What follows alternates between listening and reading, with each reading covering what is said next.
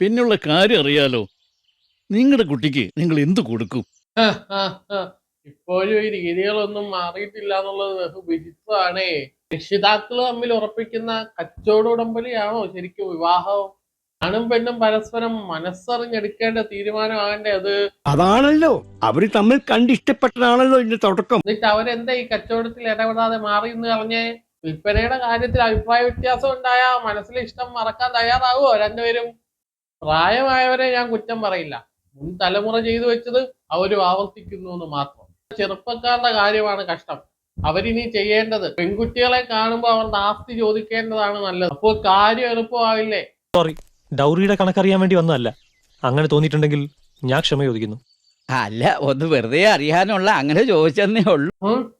അറിയണം, കുറഞ്ഞു പോയില്ലെന്ന് ഉറപ്പാക്കുകയും വേണം. എന്നിട്ട് ഒരു കുടുംബത്തിന്റെ മുഴുവൻ സ്വസ്ഥതയും കളഞ്ഞ് നമുക്കങ്ങ് ഇറങ്ങി പോവുകയും ചെയ്യാം. ഇല്ല സർ, ഞാനാ പറയുന്നത്. ഒരു ഡിമാൻഡും ഇല്ല എനിക്ക്. ഇനിയൊരു രജിസ്റ്റർ ഓഫീസിൽ വെച്ച് കല്യാണം നടത്താനാണെങ്കിലും ഞാൻ തയ്യാറാ. കൈ നിറയെ കൊടുക്കുന്ന സ്ത്രീധനത്തിന്റെ പേരിലല്ല, ഇങ്ങനെ ഉറച്ച ശബ്ദത്തിൽ കൊടുക്കുന്ന വാക്കുകളിലാണ് ഒരു സ്ത്രീക്ക് തന്റെ സുരക്ഷിതത്വം ഫീൽ ആവുന്നത്. ഇത് പറഞ്ഞു തരാൻ വേണ്ടി തന്നെയാവും അങ്ങേക്ക് ഇവിടെ വരാൻ തോന്നിയത്.